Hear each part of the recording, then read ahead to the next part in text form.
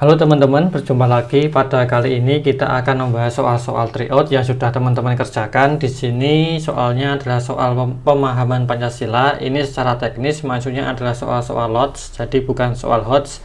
Dan teman-teman pasti paham bahwa soal HOTS maupun soal LOTS itu sama kalau benar poinnya 5. Jadi kalau teman-teman menguasai soal LOTS, sebenarnya itu sangat penting sekali karena itu soalnya lebih pendek, lebih mudah, dan poinnya sama dengan soal HOTS yang harus dikerjakan lebih lama, lebih panjang, kadang-kadang lebih panjang, dan pasti butuh nalar yang lebih banyak, energi lebih banyak. Jadi menguasai soal HOTS itu juga strategi untuk menghemat energi dan juga menghemat waktu.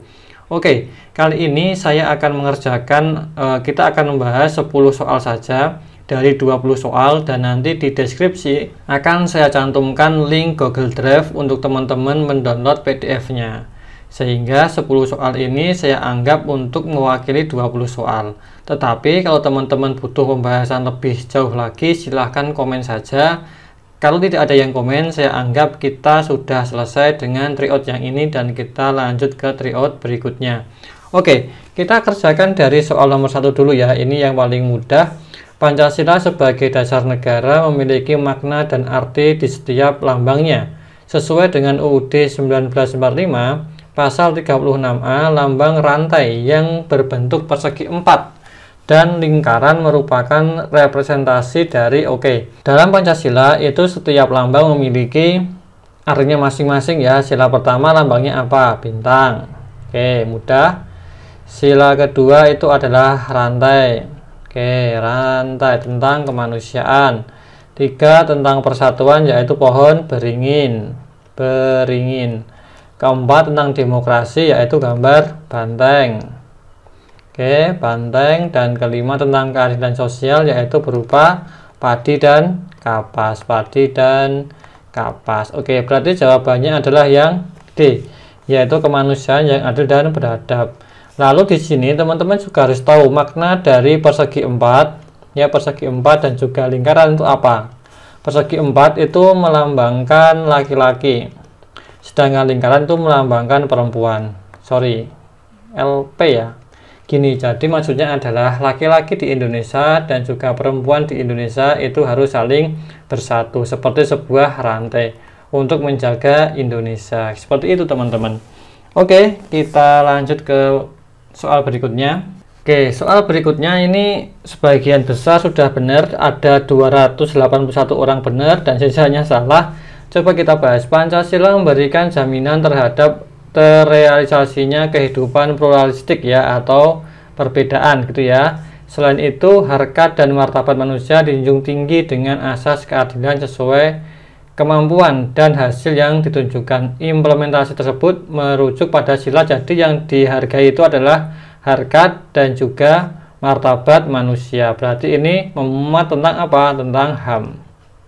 Tentang HAM. Yang memuat tentang HAM adalah sila keberapa? Sila kedua. Di sana nanti kalau teman-teman baca poin-poinnya ada poin kedua, yaitu menghargai perbedaan suku, agama, ras, golongan, warna kulit, dan juga lain-lainnya seperti itu. Jadi pilihan yang tepat itu adalah yang kedua. Yang pertama tentu saja tentang spiritualitas jiwa bangsa Indonesia, yaitu mengakui adanya Tuhan. Ketiga tentang persatuan, nasionalisme, bela negara, cinta tanah air, seperti itu. Keempat tentang demokrasi dan juga musyawarah dan juga perwakilan. Kelima tentang apa? Tentang keadilan sosial, di mana semua orang harus adil dalam muka hukum, mendapatkan pelayanan dari negara, dan juga bekerja keras, tidak boros, tidak menggunakan hak milik untuk hal-hal yang merugikan, dan juga lain-lainnya. Seperti itu. Kita lanjutkan lagi. Soal nomor 3, ini juga banyak yang salah di pilihan pertama, pilihan A, dan juga yang benar hanya 63 orang. Kita baca. Implementasi dalam kehidupan nyata penerapan Pancasila sebagai dasar negara tercermin dalam kegiatan berikut ini. Yang A, mengikuti upacara kebangkitan Pancasila dengan khidmat berlandaskan jiwa nasionalisme.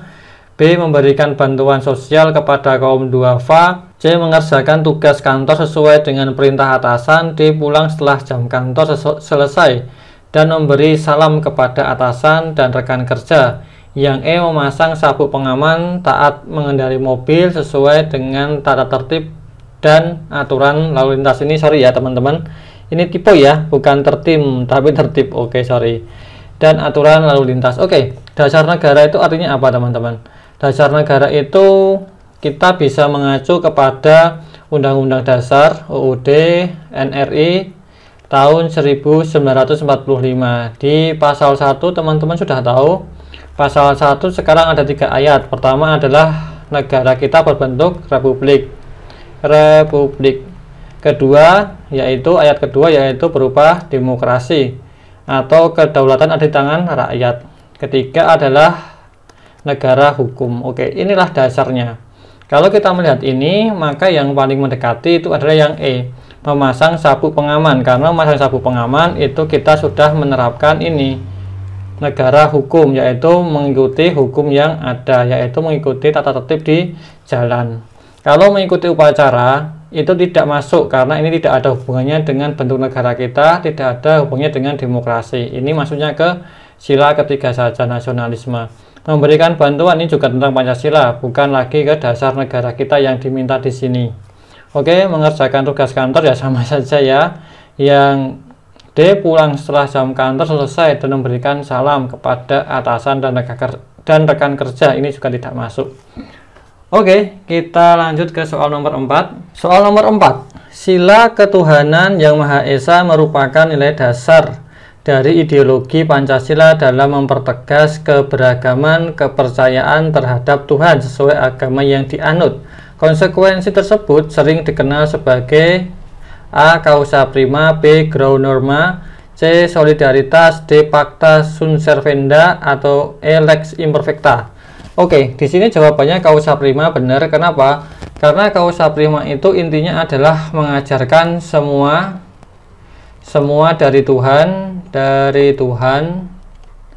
dan suatu saat akan kembali pada Tuhan. Intinya itu. Jadi jawaban yang paling pas yang berkaitan dengan ketuhanan yang Maha Esa itu jelas causa prima. Kalau ground norma ya norma dasar, solidaritas tentang apa ya, menghargai. Kalau pacta sunt servanda saya tidak tahu, silakan teman-teman yang dihukum boleh menyampaikan itu. Kalau lex imperfecta tidak ada yang sempurna, hukum itu belum sempurna. Oke ya, yang ini teman-teman bisa buat PR bagi teman-teman yang jurusan hukum, silakan dibagikan ilmunya di kolom komentar. Oke, kita lanjutkan lagi. Jadi kalau soal-soal lots itu bahasanya nggak perlu panjang karena ini hanyalah pemahaman. Yang paling penting adalah hafalan kita. Oke, kita lanjut soal nomor 5. Oke, nomor 5, soalnya bagaimana? Radikalisme merupakan salah satu ancaman serius terhadap nilai-nilai luhur Pancasila. Ancaman radikalisme ini bisa diminimalisir, salah satunya dalam bidang pendidikan, yaitu dengan cara apa? Oke ya, diminimalisir itu artinya apa teman-teman? Diminimalisir artinya adalah diperkecil, kalau bisa dihilangkan. Oke. Hilangkan dalam bentuk pendidikan. Pilihannya apa? A. Menambahkan jam pelajaran pendidikan Pancasila. B. Pendidikan Pancasila dijadikan tanggung jawab guru dan siswa. C. Pendidikan Pancasila sebagai sarana untuk membentuk wawasan bangsa dan karakter. Yang D. Perlunya perubahan gaya pembelajaran pendidikan Pancasila. Yang E. Pendidikan Pancasila dijadikan dasar dan sumber pembelajaran. Oke, pendidikan itu apapun pendidikannya itu tujuannya adalah untuk membentuk karakter. Misal pendidikan militer, nah maka tujuannya adalah membentuk karakter seorang militer, tertib, tangkas, kuat, seperti itu. Pendidikan misal bela negara, maka yang diminta adalah karakter seorang yang mau bela negara, yaitu menjaga negaranya, menghidupkan negaranya. Kalau Pancasila berarti yang diminta adalah karakter seorang yang Pancasila, maka jawabannya adalah yang C, membentuk karakter. Mana? Nah ini ya, ada kata karakter. Oke, seperti ini. Dan juga wawasan bangsa. Kenapa bukan yang E? Kenapa? Karena sumber pembelajaran kita itu tidak hanya dari Pancasila, tapi dari berbagai macam tempat. Oke ya teman-teman, kita lanjutkan lagi. Oke, soal nomor 6. Fenomena sejarah terhadap perumusan sila-sila Pancasila dalam Piagam Jakarta memberikan pelajaran berarti bagi warga negara Indonesia. Fenomena tersebut mengajarkan sikap saling menghargai dalam beragama dan bertentangan dengan sila keberapa? Yang A. Ketuhanan Yang Maha Esa, B. Kemanusiaan yang adil dan beradab, C. Persatuan Indonesia, D. Kerakyatan yang dipimpin oleh hikmat kebijaksanaan dalam permusyawaratan dan perwakilan, yang E. Keadilan sosial bagi seluruh rakyat Indonesia. Oke, di sini teman-teman banyak yang milih yang A karena tentu saja teman-teman kan sudah terbiasa berpikir kalau berkaitan dengan agama maka jawabannya yang A, gitu kan, yang diajarkan oleh teman-teman yang lain. Oke, gini, coba kita baca pelan-pelan. Fenomena tersebut mengajarkan sikap saling menghargai dalam beragama. Oke. Dan ada kata dan juga bertentangan, artinya beragama itu sudah mewakili ketuhanan Yang Maha Esa. Jadi dalam Piagam Jakarta itu memang betul di sila pertama terjadi pertentangan dan akhirnya dihilangkan 7 kata itu, ya kan? 7 kata itu hilang. Ada dua sila yang dilanggar pada waktu itu. Ada sila yang dilanggar. Yang pertama memang betul, yaitu ketuhanan Yang Maha Esa. Itu pun sebenarnya kurang pas. Kenapa?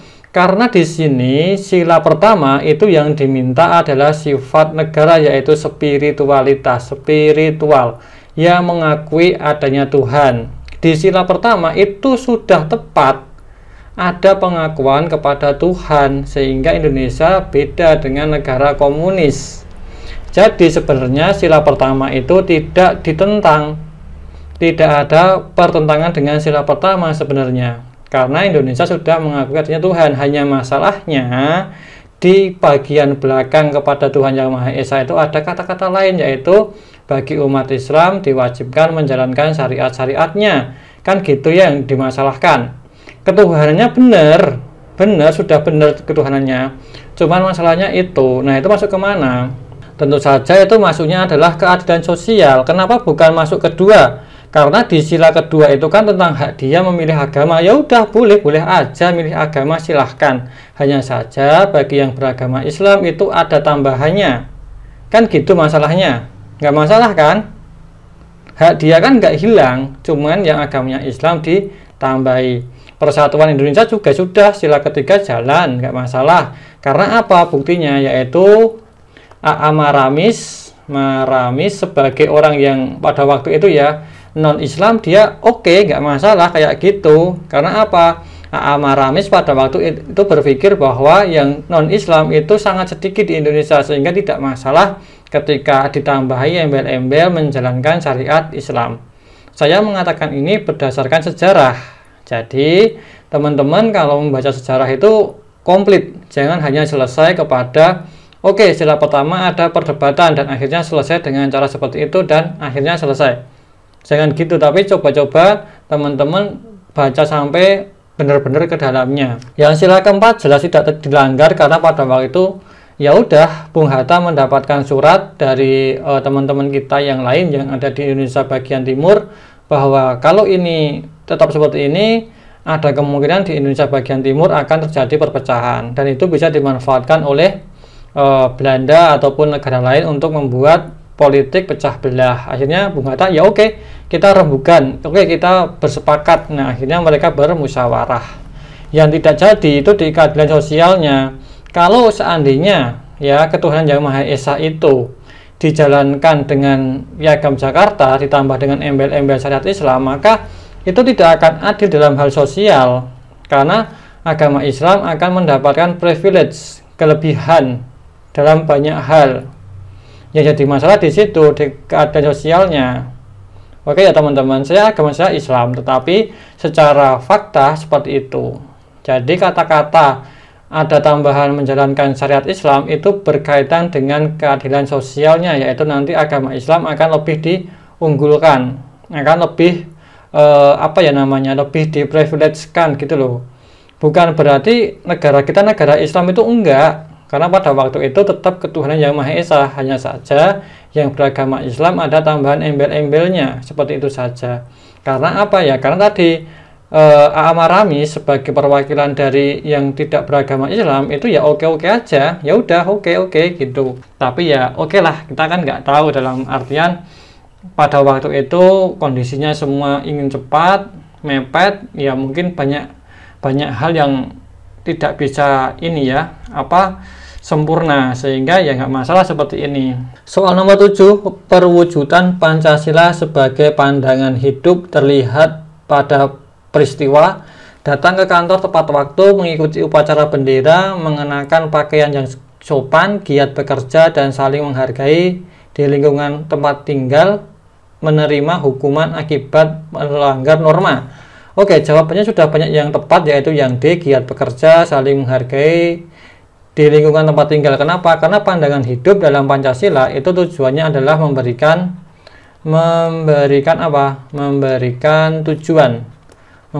tujuan kepada warga negara. Inilah tujuan dari pandangan hidup warga negara. Inilah tujuan Pancasila sebagai pandangan hidup. Dan untuk meraih tujuan itu, maka teman-teman atau kita semua harus giat bekerja dan juga harus saling menghargai di lingkungan kerja atau di tempat tinggal, karena kita tidak bisa bekerja sendiri. Kita harus saling menghargai sehingga perbedaan kita itu tetap bisa sehingga perbedaan di antara kita itu tidak menghalangi kita untuk bekerja sama. Maka jawabannya paling tepat ya D. Oke, seperti ini teman-teman. Soal nomor 8, kita baca perbedaan usulan, ini kurang N, dasar negara yang disampaikan oleh Insinyur Soekarno dan juga Muhammad Yamin adalah, ada kata perbedaannya ya teman-teman. Ini yang dibedakan apa antara dua usulan itu? Yang pertama, yang A isinya dan rumusannya, B urutannya dan isinya, C penamaan dan urutannya, D rumusan dan sistematikanya, D isi dan sistematikanya. Ini jawabannya adalah yang B, ya urutannya dan juga isinya. Isinya itu beda teman-teman, tapi rumusannya itu sama. Kita cek dulu dari urutannya ya. Urutannya kita bisa lihat, yang pertama dia peri kebangsaan, yang Insinyur Soekarno juga kebangsaan. Yang kedua tentang kemanusiaan, Insinyur Soekarno juga tentang peri kemanusiaan. Yang ketiga dia peri ketuhanan, yang Bung Karno itu mufakat dan demokrasi. Berarti secara urutan mereka sudah berbeda. Lalu secara isi itu juga beda teman-teman. Kalau tadi kita ketuhanan, di sini juga ada ketuhanan. Kerakyatan, di sini tidak ada kerakyatan. Yang ada adalah tentang kesejahteraan sosial. Itu hanya sama dengan ini, kesejahteraan rakyat itu sama dengan sila keempat. Sedangkan demokrasi yang diminta oleh Bung Karno atau yang diusulkan itu tidak muncul di Muhammad Yamin. Seperti itu teman-teman. Jadi urutannya udah beda, isinya itu juga beda. Soal nomor 9 ini juga sudah semuanya hampir benar, 73%. Peran Pancasila sebagai landasan bernegara dikenal sebagai dasar negara, B ideologi, C dasar ketatanegaraan, D dasar hukum, E dasar kenegaraan. Dasar negara itu artinya adalah sebagai dasar bernegara atau landasan bernegara. Jadi jawabannya ya jelas yang A. Oke ya, ini hafalan saja, tidak perlu kita bahas panjang lebar. Kita lanjutkan ke soal yang terakhir, nomor 10. Soal nomor 10, soal yang terakhir. Ini penting. Keberadaan Pancasila sebagai dasar negara, ideologi, dan juga pandangan hidup tidak akan bergeser di negara Indonesia. Keyakinan ini dilandaskan pada yang A, Pancasila merupakan kekuatan bangsa Indonesia, B, letak geografis negara, kepulauan, C, kebenaran dan keyakinan terhadap Pancasila, yang D, otonomi kedaerahan, berasa persatuan, yang E, keberagaman masyarakat Indonesia. Jawabannya yang C, benar. Kenapa? Karena gini, Pancasila itu kan tidak akan bergeser dari Indonesia. Kenapa? Karena pertama, Pancasila itu digali dari pribadi kita, pribadi bangsa sebelum merdeka. Jadi ya udah, ini pribadi kita, tidak akan mungkin pribadi kita itu ganti dengan yang lainnya, karena sudah dari dulu seperti itu. Pribadi kita udah macam-macam, ada sopan santun, ada solidaritas, toleransi, dan juga itu patriotisme. Nah, itu sudah ada dari dulu dan tidak akan mungkin diganti. Kedua adalah keyakinan. Kita sudah yakin nih, yakin pada Pancasila, bahwa Pancasila itu dulu dibentuk dengan cara apa? Konsensus. Jadi bukan voting loh ya, konsensus itu lebih hebat lagi, di mana semua orang sepakat, tidak ada satupun yang berbeda. Jadi bayangkan teman-teman itu melihat sidang di DPR dan semuanya itu sepakat, tidak ada satupun yang berbeda terhadap Pancasila. Nah, sekarang tidak mungkin kan seperti itu, pasti ada salah satu fraksi partai yang berbeda, yang oposisi. Tapi kalau zaman dulu itu benar-benar konsensus, benar-benar semua sepakat bahwa Pancasila itu sebagai dasar negara. Hebat sekali kan para pendiri bangsa kita itu. Oke, demikian 10 soal yang sudah kita bahas sampai di sini saja. Kalau teman-teman ingin yang 11 sampai 20 soal juga dibahas, silahkan komen saja. Kalau tidak komen, saya anggap 10 soal ini sudah mewakilinya. Dan juga PDF-nya teman-teman bisa download di deskripsi, sudah saya siapkan dalam bentuk Google Drive. Oke, seperti itu. Sampai jumpa lagi teman-teman. See you.